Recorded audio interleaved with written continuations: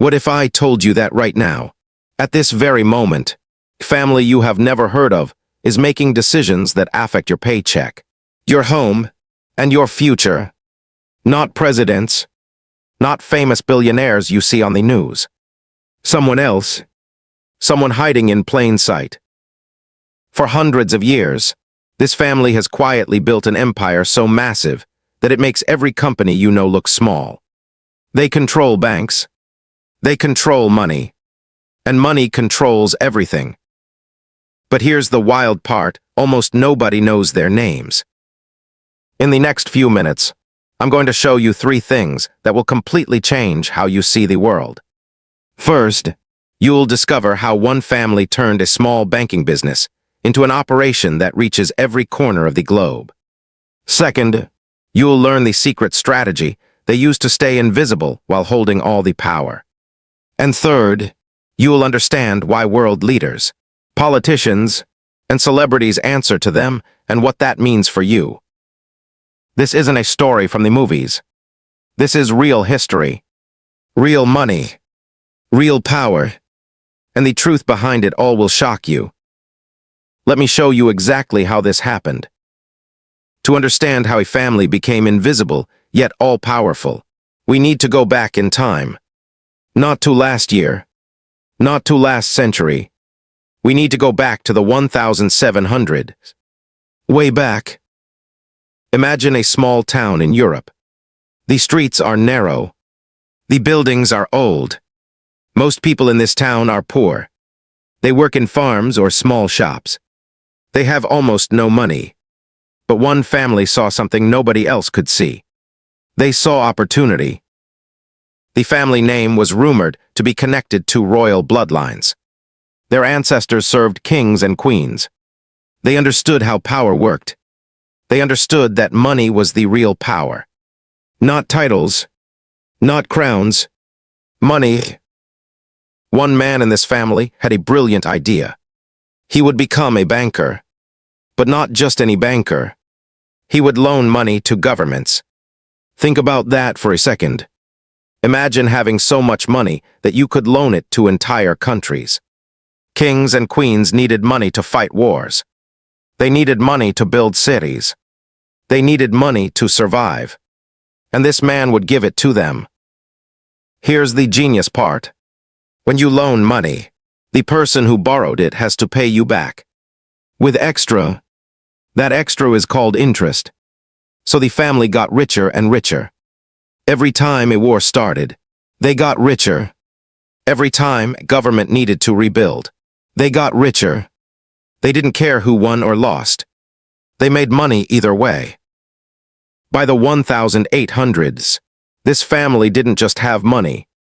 They had so much money that they didn't need to fight their own battles. They could pay other people to do it. They could buy politicians. They could buy newspapers. They could buy armies. But they didn't want people to know this. They wanted to stay hidden. So they made a choice. They would work behind the scenes. They would pull strings from the shadows. They would let other people take credit. They would let other people take blame. But they would keep the money and the power. This is where it gets really interesting. The family started connecting with other wealthy families. Not in a normal way. In a secret way. They created private clubs. Invite only. You could not join unless you were born into power or approved by the existing members. In these clubs, the richest and most powerful people in the world made deals. They decided which countries would go to war. They decided which leaders would win elections. They decided how much money regular people would make. One way they controlled money was through banks. But not regular banks that you use to save your allowance. Secret banks, private banks, banks that only the super wealthy could use. In these banks, there were no rules like regular banks have. They could move money anywhere. They could hide it anywhere. They could make it disappear and reappear in different countries. The family also did something very clever with governments. They would loan huge amounts of money to countries. Then they would ask for something in return.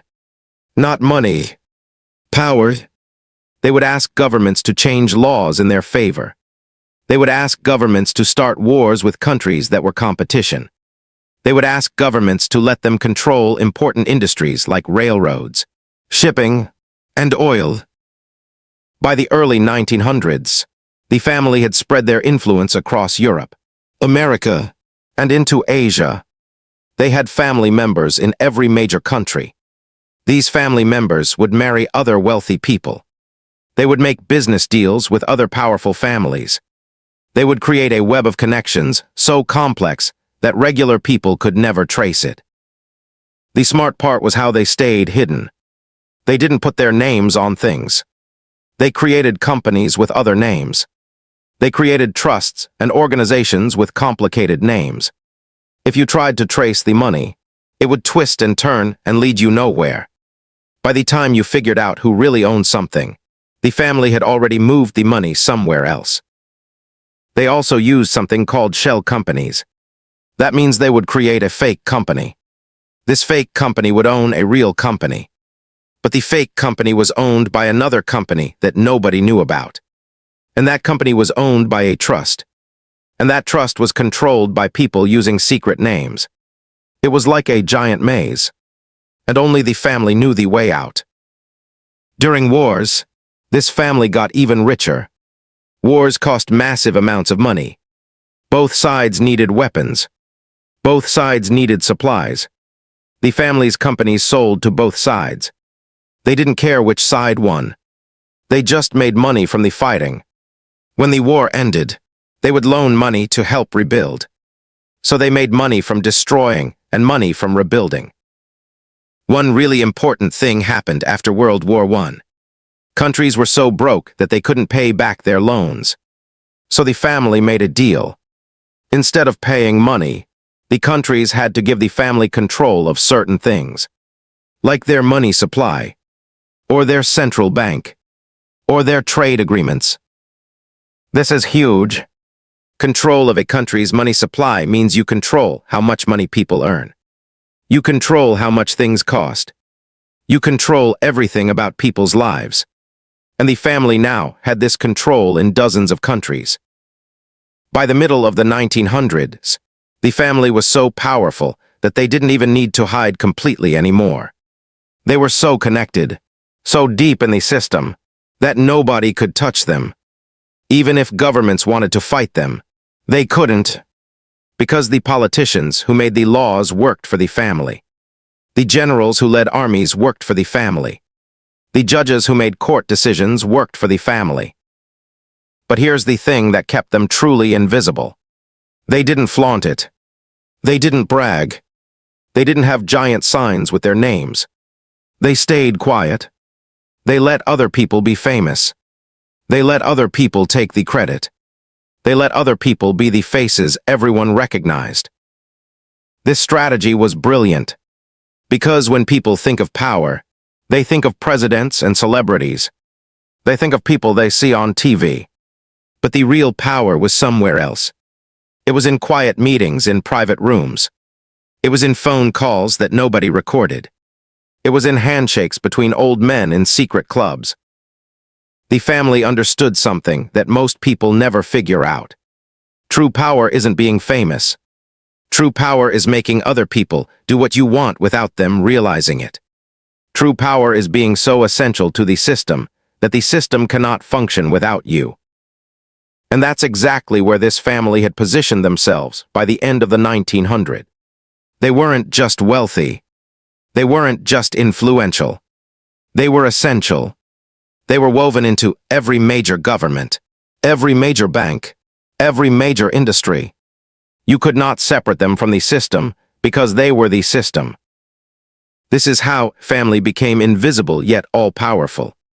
Not through revolution, not through taking over by force, but through patience, through strategy, through understanding that the greatest power is the power that nobody sees coming. Now that you understand how the family built their power, let's talk about something even more interesting. How do they actually keep it secret? How do millions of people work in banks and governments and industries connected to this family without knowing the real truth? The answer is, they don't tell them. The family operates through what experts call a hidden network. Think of it like a spider web. The spider sits in the center. The web has many strings. Each string connects to something. When something touches one string, the spider feels it immediately. But the web is so complex and has so many strings that nobody can see the whole picture. In the family's network, the strings are people. Regular people like accountants, lawyers, bankers, and government workers. These people do their jobs. They follow orders from their bosses. They have no idea that their bosses are connected to other bosses, who are connected to people on the other side of the world, who ultimately answer to the family. Here's an example. Let's say you work at a bank. You process loans. Your boss tells you which loans to approve. You don't question it. You just do your job. You have no idea that your boss is following instructions from a higher-up. That higher-up is following instructions from someone else. And that chain of command eventually leads to someone who works directly for the family. You're part of the network without even knowing it. The family uses a system to keep everything organized. They have what are called holding companies. A holding company is a company that owns other companies. But it's not a real business. It doesn't make products. It just owns things. So there's a holding company that owns banks. Another holding company that owns news companies. Another that owns energy companies. Another that owns technology companies. But here's where it gets sneaky. Each holding company has a different name. They might not even be in the same country. The bank holding company might be in Switzerland. The news company might be in England. The energy company might be in the United States. If you're looking at just one, it seems normal. But if you could see all of them at the same time, you'd see they're all connected. They all have board members in common. They all have the same investors. They all trace back to the same family. The family also uses something called trusts. A trust is a legal arrangement where one person holds money or property for another person. But trusts are very private. You don't have to say who gave you the money. You don't have to say who the money belongs to. You don't have to say what the money is used for. Trusts are like secret boxes. You can put money in, and nobody knows it's there. The family has hundreds of trusts, maybe thousands. Each trust holds billions of dollars. And each trust is connected to other trusts in ways that only lawyers who work for the family understand. Another secret weapon of the family is something called the old boys network. This is a real thing. Powerful men meet at fancy schools. These schools are expensive. Poor people cannot go to these schools. Only rich people can. So at these schools, the sons of powerful families meet other sons of powerful families. They become friends. They make deals. They promise to help each other in the future. Then they go out into the world. One becomes a banker. One becomes a politician. One becomes a general. One becomes a judge. One becomes a CEO. Decades later, when they need something from each other, they remember their friendship. They help each other, and the family's power grows stronger. The family also controls something called central banks. A central bank is different from a regular bank. A regular bank is where you put your money. A central bank controls all the money in a country. The central bank decides how much money to print. It decides how much interest rates should be. It controls the value of money itself. If the family controls the central banks in major countries, then they control the money supply of the entire world. Think about what that means. They basically control how rich or poor every person on Earth is. Now, here's something important that confuses people. The central banks are supposed to be run by governments. But in reality, they are independent. They make decisions that governments don't always like. And according to sources who have studied this, many central banks around the world have board members and leaders who are connected to the family. either through business dealings or family connections. The family also controls something called the world's reserve currency. This is really important. Most international trade happens in U.S. dollars. When someone in Japan wants to buy something from someone in Germany, they often use U.S. dollars to do it. The family has massive influence over the U.S. dollar, which means they have influence over international trade, which means they have influence over every country in the world. Let me give you a concrete example of how this network works. Let's say the family decides they want a certain country to change its oil policies. What do? They don't send soldiers. They don't invade. They just make a phone call. They call the president of the central bank in that country.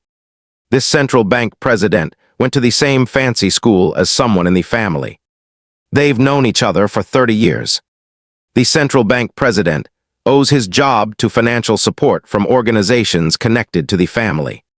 So when the family calls, the president listens. The family doesn't say, "Change your oil policies," that would be obvious. They say something subtle. "We are thinking about raising interest rates next quarter. That might affect your economy." What they're really saying is, "If you don't do what we want, we will hurt your economy."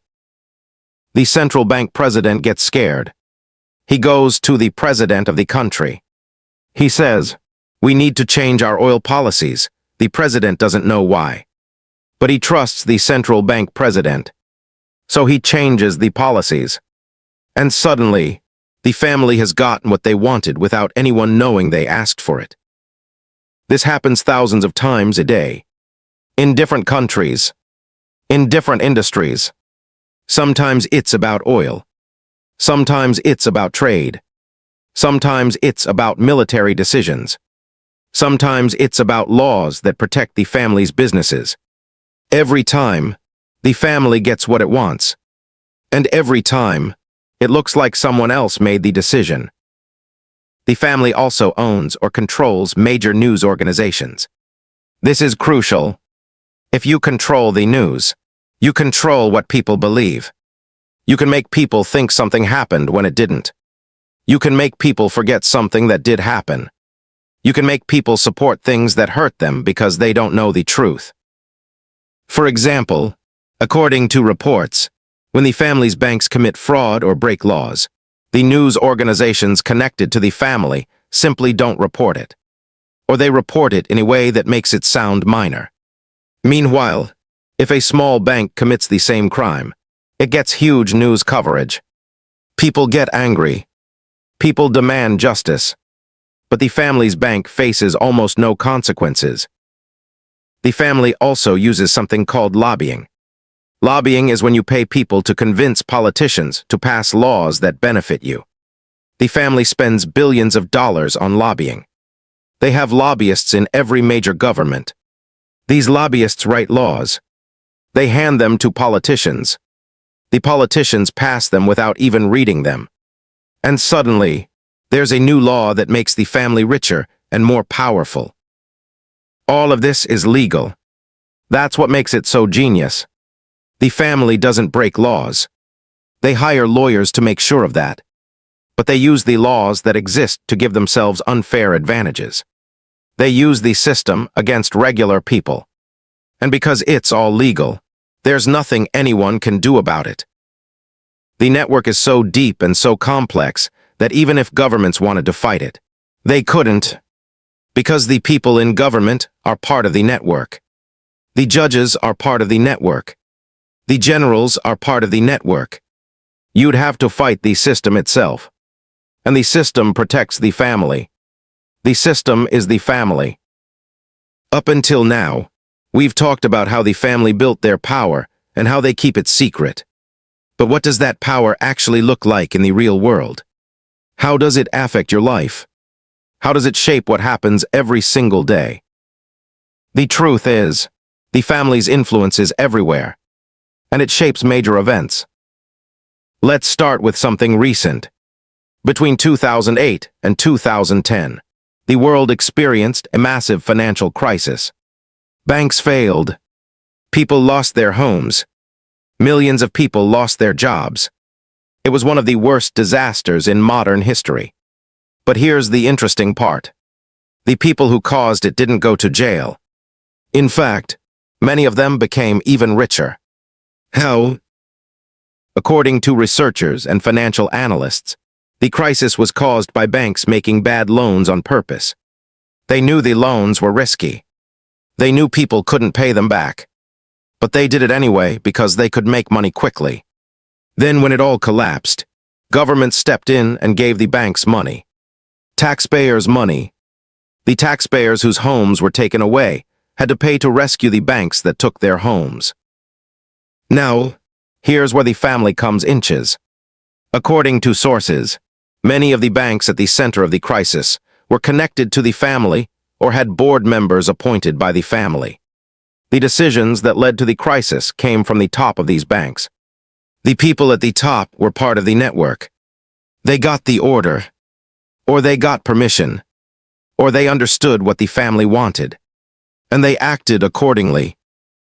When the government decided to bail out the banks, those same people made sure their banks got the most money. The public never found out how the money was distributed. The media didn't ask hard questions. Congress didn't investigate. It was just accepted. The people at the top got rich while everyone else suffered. Let's talk about another area where the family's influence is huge. Wars and military conflicts. Wars are expensive. Really expensive. A single war can cost hundreds of billions of dollars. Where does all that money go? Some of it goes to soldiers and equipment, but a lot of it goes to defense contractors. These are companies that make weapons and sell them to the military. Now, here's something important. Many of these defense contractors are owned or controlled by people connected to the family's network. So when a war starts, these companies make massive profits. The family makes money from the war. But that's not all. The family also loans money to governments to fight the wars.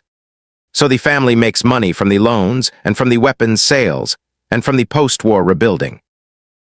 According to historical analysis, in the last century, several major wars occurred. And according to researchers, people connected to the family's network profited from every single one. Some sources even suggest that certain wars happened because they were profitable, not because they were necessary for national defense. When you follow the money, it leads back to the same network. Here's another area. Healthcare and pharmaceuticals. The family has significant influence over pharmaceutical companies. These companies make medicines. They set the prices. And according to medical experts, the prices are often incredibly high. A medicine that costs $50 to make gets sold for $5,000. Why? Because the pharmaceutical company can get away with it. Now, the family doesn't necessarily run the pharmaceutical companies, but they own shares in them. They have board members. They have financial influence, and they benefit when medicine prices are high. Who pays the high prices? Sick people. People who need medicine to survive. And if you can't afford it, you might die. This seems evil, and maybe it is. But according to legal experts, it's not illegal. The company is maximizing profit. That's what companies are supposed to do. So even though it seems wrong, the family can do it without breaking any laws. Let's talk about education. The family has influence over universities and schools. They donate money. They have students with their names attend these schools. They have board members at these schools. And because they have this influence, they can shape what gets taught. For example, courses about economics and finance often teach things that benefit the wealthy. They teach that the free market is perfect. They teach that government regulation is bad. They teach that wealthy people deserve to be wealthy because they're smarter or work harder. But according to critical economists, this isn't always true.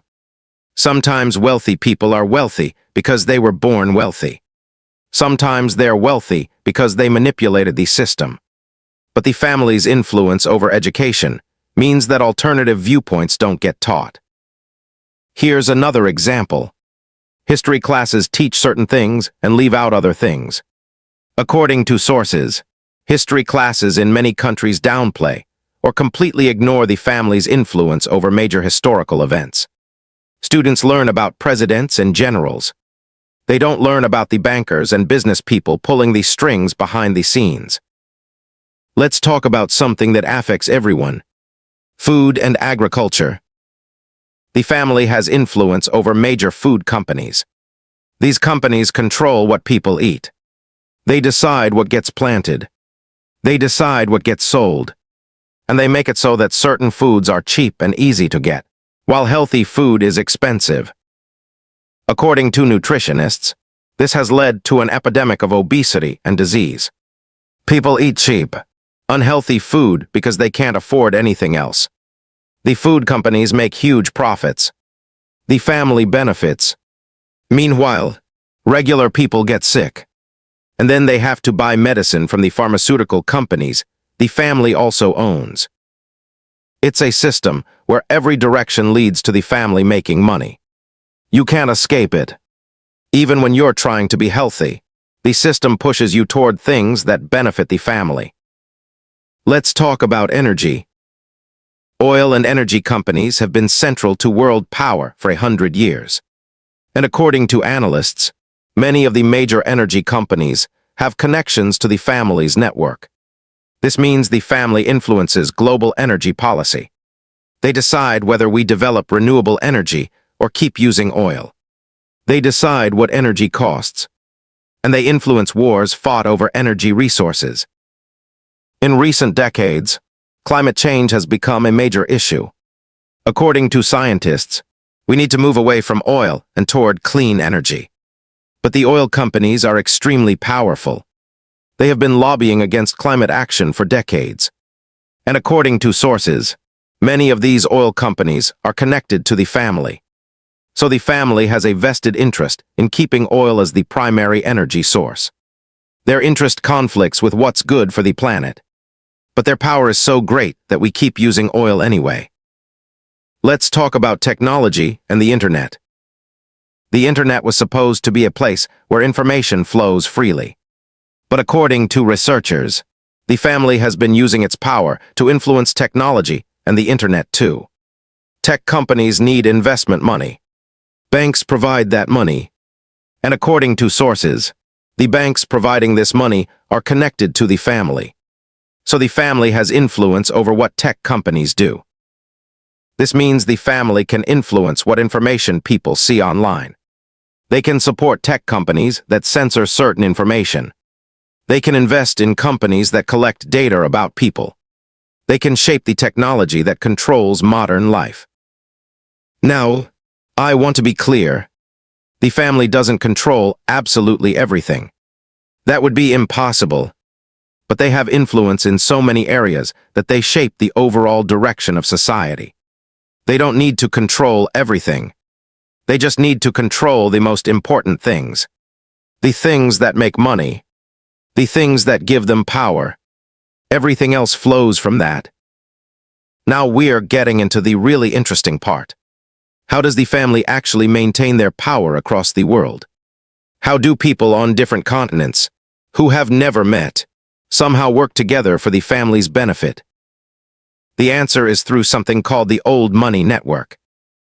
When someone is born into extreme wealth, they're born into a community. It's a small community, maybe a few thousand families worldwide. These families all know each other. They go to the same schools. They vacation at the same resorts. They join the same clubs. And they do business with each other. According to sources who study wealth and power, these families make an unspoken agreement. They help each other, not always directly, but indirectly. They marry each other's children.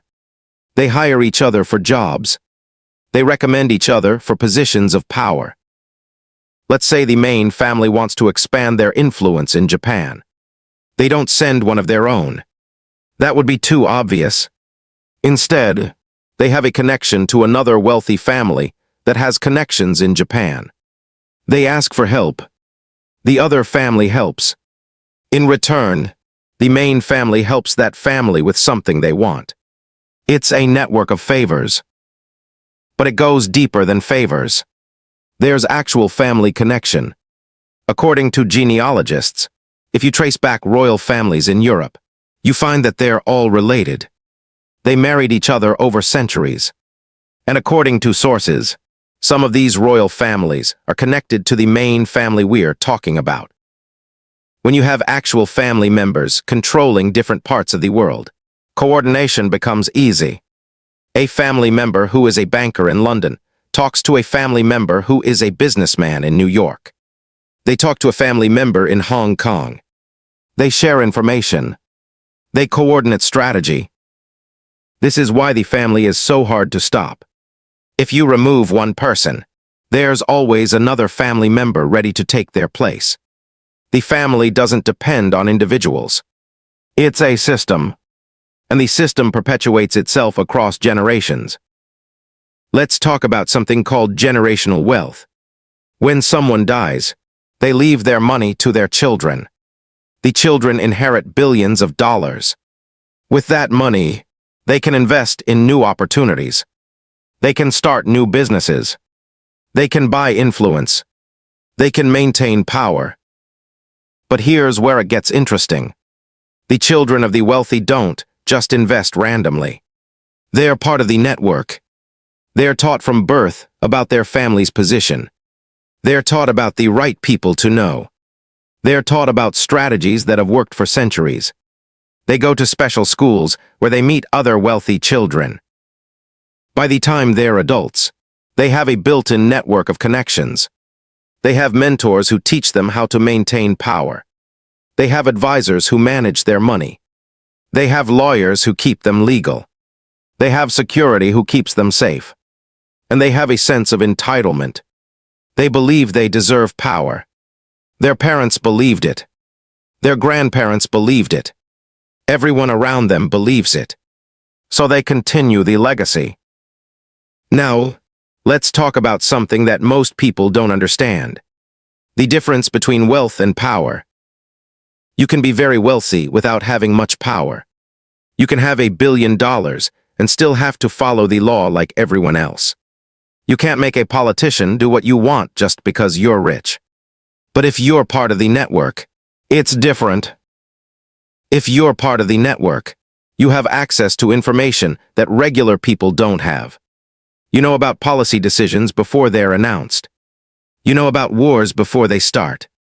You know about economic crashes before they happen. You can use this information to protect yourself and make more money.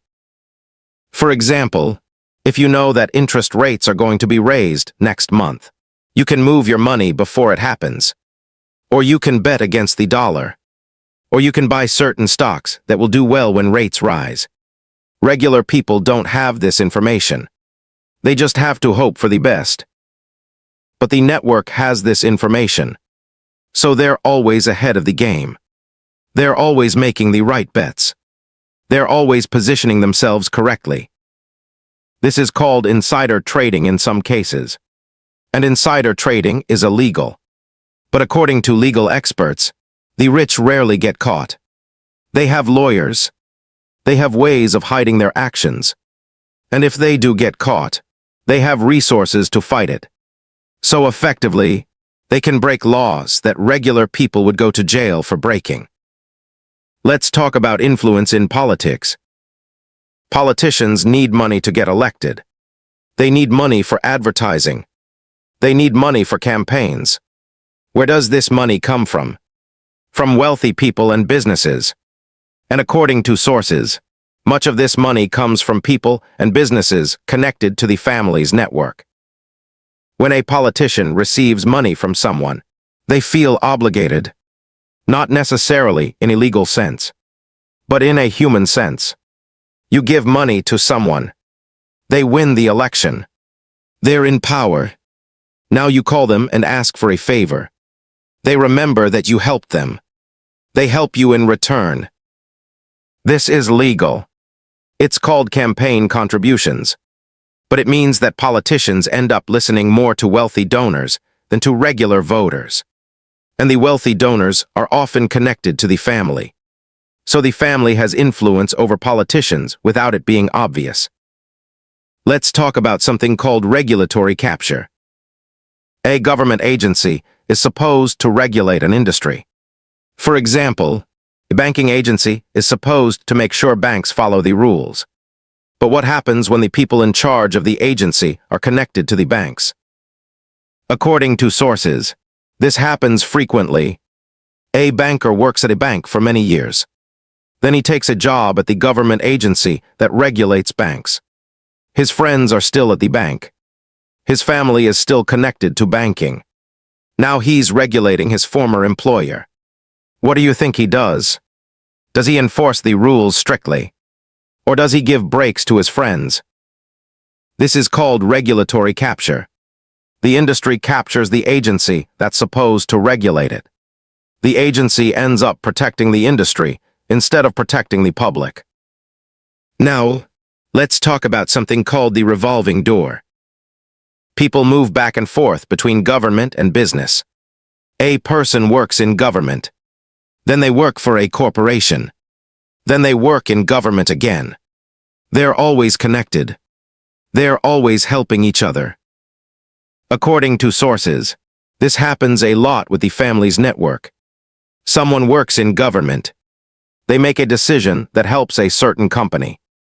Then they leave government and go work for that company. The company pays them millions of dollars. They work there for a few years. Then they go back into government. And they make another decision that helps the company. This is legal, but it means that government and business are not separate. They're the same thing. The people running government are the same people running business. And they make decisions based on what's good for them, not what's good for the public. Finally, let's talk about something called cultural influence. The family doesn't just control money and government. They influence culture. They influence what movies get made. They influence what music is popular. They influence what celebrities say. They influence what people think is cool or important. According to researchers, this happens through ownership of media companies. If you own a major movie studio, you can decide what movies get made. You can promote movies that support your interests. You can suppress movies that criticize you. If you own a record label, you can decide what music is promoted. You can make certain artists famous. You can make other artists disappear. If you own a news network, you can decide what news gets reported. You can emphasize stories that help you. You can downplay stories that hurt you. By controlling culture, the family controls what people believe. People think they're making free choices about what to watch and listen to. But in reality, they're being guided. The family is subtly shaping their thoughts. This is the most invisible form of control, because people don't realize it's happening. They think they're free. They think they're making their own decisions. But the family has already determined the options available to them. We've talked about history. We've talked about how the system works. We've talked about influence. Now let's look at what this means right now. Today, in the modern world, the family's power hasn't decreased. It's actually increased. The world has become more connected. Money moves faster. Information travels instantly. And according to analysts, the family has adapted to take advantage of this. One of the biggest changes in modern times is something called digital currency and cryptocurrency. For hundreds of years, the family controlled real money, physical money, but the world is moving toward digital money, cryptocurrency, blockchain technology, and according to sources, the family is positioning itself to control digital money too. This is huge. If the family controls digital currency, the way they control regular currency, they will have even more power. Because digital currency moves instantly. You can't hide it in a physical location. It's invisible. It's perfect for a family that wants to be invisible. Let's talk about something called artificial intelligence. AI is going to change everything. Jobs will be automated. Decisions will be made by machines instead of people. Power will shift to whoever controls the machines. According to sources, the family has been investing heavily in AI companies. They have board members at tech companies working on AI.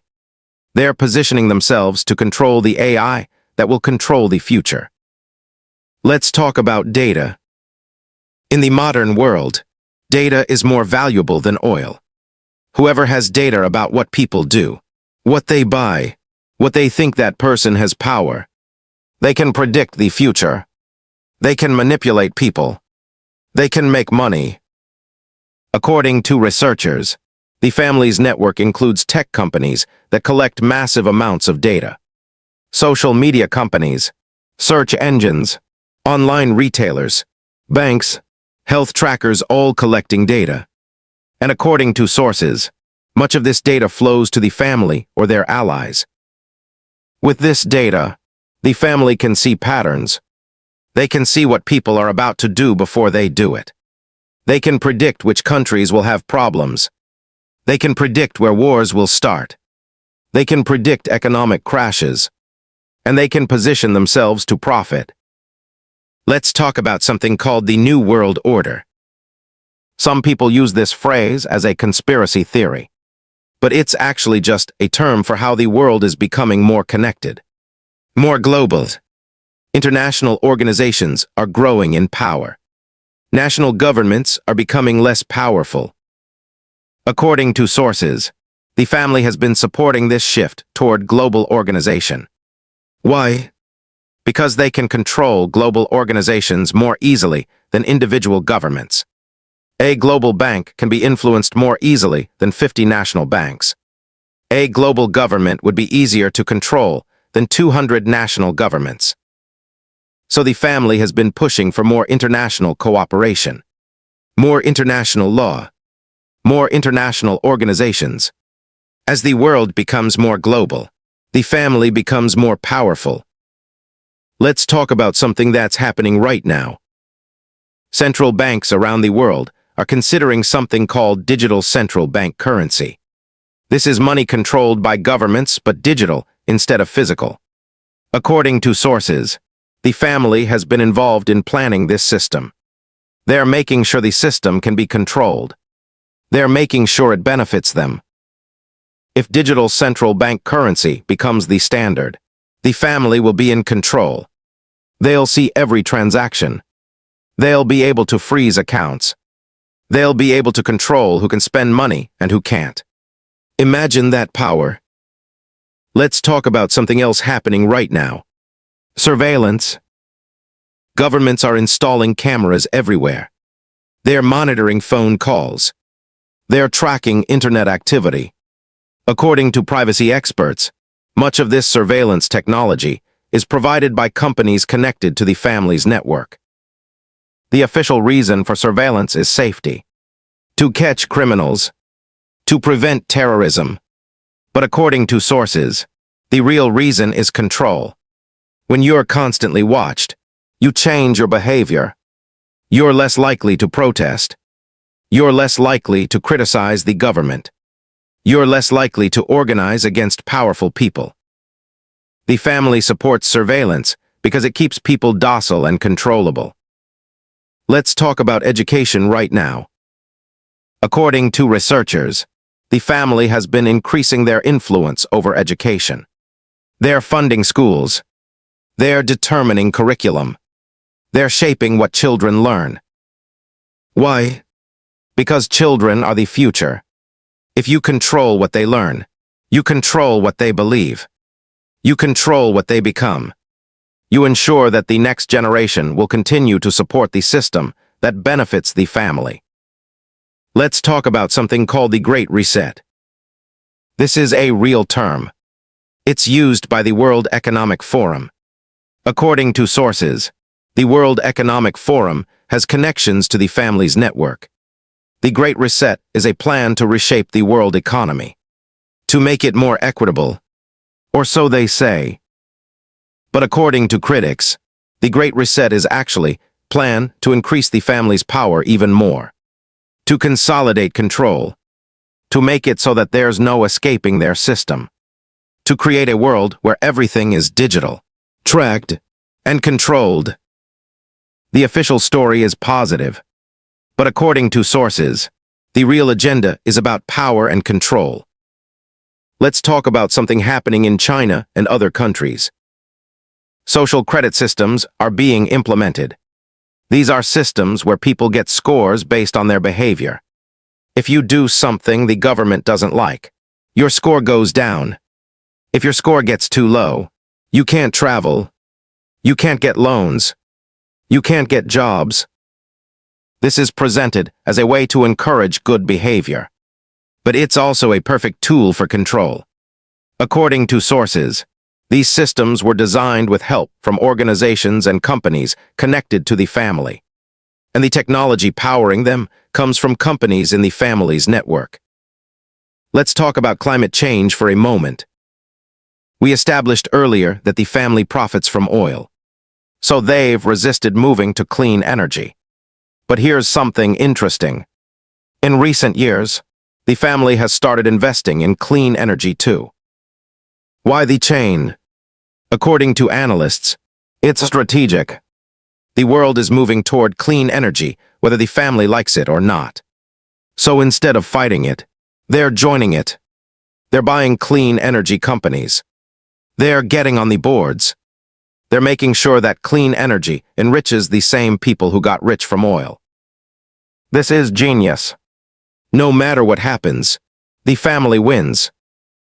Let's talk about the pandemic. When the COVID pandemic started, according to sources, companies connected to the family made enormous profits. Pharmaceutical companies developed vaccines. Tech companies that provided tracking and surveillance got funding. Medical device companies sold equipment. While regular people suffered, the family got richer. According to critics, the response to the pandemic was shaped by people with financial interests in how it played out. Not by pure science, but by profit. Let's talk about something that's happening right now with artificial intelligence. AI can be used to help people, to cure diseases, to solve problems, but AI can also be used to replace workers, to eliminate jobs, to increase inequality. According to analysts, the family is positioning itself so that they own or control the most advanced AI. This means they'll benefit from AI's development. Regular workers will lose their jobs, but the family will get richer. Now, here's something important to understand. The family doesn't wake up every morning thinking about how to hurt regular people. At least, most of them don't. They're just following a strategy that was created hundreds of years ago. A strategy that has worked for centuries. A strategy that enriches them and their families. The system is designed so that you profit by controlling things and keeping them under your control. It's designed so that you get more power the more power you have. It's designed so that the rich get richer and the poor stay poor. And the family sits at the top of this system. They didn't create it alone, but they benefit from it the most. And according to sources, they're actively working to keep it in place. So we've laid out this massive story. A family, hundreds of years of power, a global network, control of money, government, media, culture, all hidden in plain sight. But here's where we need to be careful, because there's a difference between what's true and what sounds true. Let me be clear about something. Much of what I've described is real. The family's wealth is real. Their influence is real. Banks are controlled by people connected to each other. Governments do make decisions that benefit the wealthy. Rich people do have advantages that poor people don't have. All of that is factual. But the idea that one family secretly controls everything, according to experts in various fields, that's more complicated than it sounds. Here's why. First, the world is too big for one family to control completely. There are 8 billion people on Earth, millions of organizations, thousands of governments. No single group, no matter how powerful, can control all of that. Second, there's often disagreement even within the powerful families and networks. They don't always want the same things. They compete with each other. They make different bets. They don't move in perfect coordination. Third, there are people outside the network who have power too. Smart people, determined people, people who figured out the system and found ways to operate within it or against it. So the truth is probably somewhere in the middle. There is a network of wealthy families. They do have massive influence. They are connected across the world. But they don't control absolutely everything. The world is messier and more complicated than that. What does this mean for you? It means that the system is rigged in favor of the wealthy. That's the most important takeaway. Not that one family controls everything, but that the system itself benefits those who are already powerful. If you're born into poverty, it's hard to escape. The system makes sure of that. If you're born into wealth, it's hard to fall. The system makes sure of that too. But it's not completely fixed. You can work your way up. You can educate yourself. You can be smart about money. You can find opportunities. But it's harder, much harder than if you were born rich. Understanding this is important, because once you understand how the system works, you can stop blaming yourself for being poor. You can stop thinking that wealthy people are all smarter or work harder. You can understand that the game is rigged, and knowing that the game is rigged changes how you think about it. Now, let's talk about what's happening next. According to experts and analysts, the world is at a turning point. Technology is changing everything. Power is shifting. The old families might be losing control in some areas while gaining it in others. Here are some possibilities. First, there's the possibility of a digital revolution. Young people are creating new technologies, new cryptocurrencies, new social media platforms, new ways of doing business that don't go through the old networks. Some of these new technologies might actually reduce the family's power, because they work around the traditional banking system. They're harder to control. They're harder to track. According to sources, the family is very aware of this threat. That's why they're investing heavily in these new technologies. They're trying to control them before they become too powerful. Second, there's the possibility of political awakening. More and more people are learning about how power really works. They're getting angry. They're demanding change. According to analysts, this is why the family's control over media and information is so important to them. They need to control the narrative. If too many people wake up, the system becomes unstable. Third, there's the possibility of economic collapse. The system they've built is fragile. It depends on growth. It depends on people trusting the currency. It depends on governments having credit. If any of these things break down, the whole system fails. According to some economists, this is becoming more likely. The world has too much debt. Inequality is too high. The system is becoming unsustainable. If the system collapses, what happens to the family's power? According to sources, they've thought about this. That's why they're buying land, buying property, creating private communities. They're hedging their bets. Fourth, there's the possibility that nothing changes, that the family adapts to new technologies, that they maintain control, that the system continues as it has for centuries. According to some analysts, this is the most likely outcome, because the family is smart. They have resources, they have experience, and they have a lot to lose if things change. So they'll fight hard to maintain the status quo. What should you do with this information? First, understand that the system is not designed to help you. It's designed to help people already at the top. Once you understand that, you can stop expecting the system to be fair. You can stop waiting for the system to help you. You can take responsibility for your own success. Second, educate yourself. Learn how money works. Learn how power works. Learn how the system actually functions. The more you know, the better decisions you can make. Third, be skeptical of what you hear. The family controls media, but they're not the only ones spreading misinformation. Other people have their own agendas too. Think critically. Look for evidence. Don't just believe things because they sound dramatic. Fourth, connect with other people. The family's power comes from their network. Your power comes from your community. Find people with shared values. Help each other. Build your own network. Fifth, look for opportunities in new technologies. The old system might be weakening. New technologies might offer ways to do business outside of the family's control.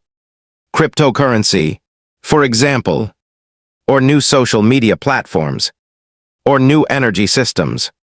These aren't panaceas, but they offer options. Sixth, understand that change is slow. The family has been building their power for centuries. They won't lose it overnight. But slowly, gradually, things are changing. And if enough people make different choices, the system can shift. Now, here's the final twist. Something that might shock you. According to some sources, the family is not evil. They're not sitting around cackling about how to hurt people.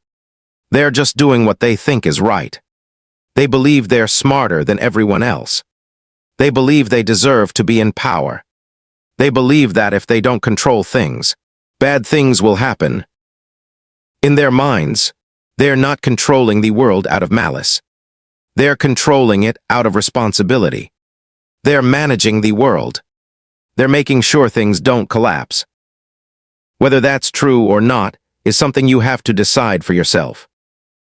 But here's what's important. Even if they're not malicious, the system they've created still benefits them and hurts regular people. Intentions don't matter if the outcome is bad. So the question isn't whether they're evil. The question is what we do about a system that's unfair. And according to experts, there are things you can do. You can educate yourself and others. You can make different choices about where you spend money. You can support businesses that aren't connected to the family's network. You can vote for politicians who aren't in the network's pocket. You can create your own opportunities instead of waiting for the system to help you. Most importantly, you can understand that you have power. Not as much as the family, but some. And if millions of people use their power in the same direction, things can change. That's the final secret the family doesn't want you to know. Not that they control everything, but that you have power too. And if you use it, you can change the system. The family has been successful because they've understood power. They've understood how to organize, how to work together across generations, how to maintain control. Regular people have never been as organized, but regular people are starting to wake up. Regular people are starting to understand how the system works. And according to analysts, this is the biggest threat the family faces. Not revolution, not violence, but awareness. Regular people becoming aware and making different choices. So here's what you now know that most people don't. 1. There is a network of wealthy families that has been building power for centuries. 2. This network controls major banks, governments, media, and corporations around the world. 3. The network stays hidden by using holding companies, trusts, and connections between family members and trusted allies. 4. The network influences major world events, wars, economic crises, and policy decisions. 5. The network benefits from systems that keep poor people poor and rich people rich. 6. Technology and awareness are changing things. The network is adapting, but the system is becoming less stable. 7. You have power too, and understanding how the system works is the first step to using that power. This isn't a story with a happy ending where the family loses all their power. And it's not a story with a tragic ending where they control everything forever. It's an ongoing story. A story that's being written right now. A story that you're part of. The question is, what are you going to do with this knowledge? You can do 3 things right now. First, subscribe to this channel, because we're going to keep investigating these stories. We're going to keep going deeper. We're going to keep following the money and the power. And if you subscribe, you'll see all of it. Second, hit that like button and leave a comment. Tell me what you think. Did this change how you see the world? What questions do you have? What do you want us to investigate next? Third, and this is important, tell someone about this video. Share it. Discuss it. Get other people thinking about how the system really works. Because awareness is power. And the more people who understand how the system works, the more likely things are to change. But I want to offer you something more. I've created a free guide called Understanding Power. It goes deeper into how the system works. It gives you specific ways you can position yourself outside the traditional system. It talks about alternative banking, alternative investments, alternative ways of thinking about money and power. You can get this guide for free by signing up for our newsletter. Just click the link in the description. Sign up, and we'll send you the guide immediately. Also, I'm working on a course called Breaking Free from the System. It's for people who want to understand power better, who want to learn how to invest their money wisely, who want to build their own network and opportunities, who want to understand finances, history, and power. This course is for people who are ready to stop waiting for the system to help them and start creating their own path. If you're interested in the course, there's a link in the description. You can check it out. But here's the most important thing I want you to know. The family's power isn't magical. It's not because they're smarter than everyone else. It's because they understood something that regular people didn't. They understood that power comes from organizing, from working together across time, from being patient, from thinking long-term instead of short-term. You can do the same thing. You don't need to be born into wealth. You don't need to have billions of dollars. You just need to understand how the system works. You need to be smart about money. You need to connect with other people. You need to think long-term. Regular people, working together, can accomplish amazing things. If enough regular people understand how the system works, and if enough of them decide to operate differently, the system will change. That's not optimism. That's not wishful thinking. That's how change actually happens. The system only works because people participate in it. Stop participating in the way the system wants, and the system fails. I want to leave you with a question. Think about it. Let me know your thoughts in the comments. Who do you think has more power? One family with billions of dollars and centuries of experience? Or 8 billion people who are starting to wake up and understand how the system works? The family thinks they have more power. They think their wealth and connections make them unstoppable. But according to history, change has always come from regular people. Regular people deciding that the system is unfair. Regular people organizing. Regular people demanding better.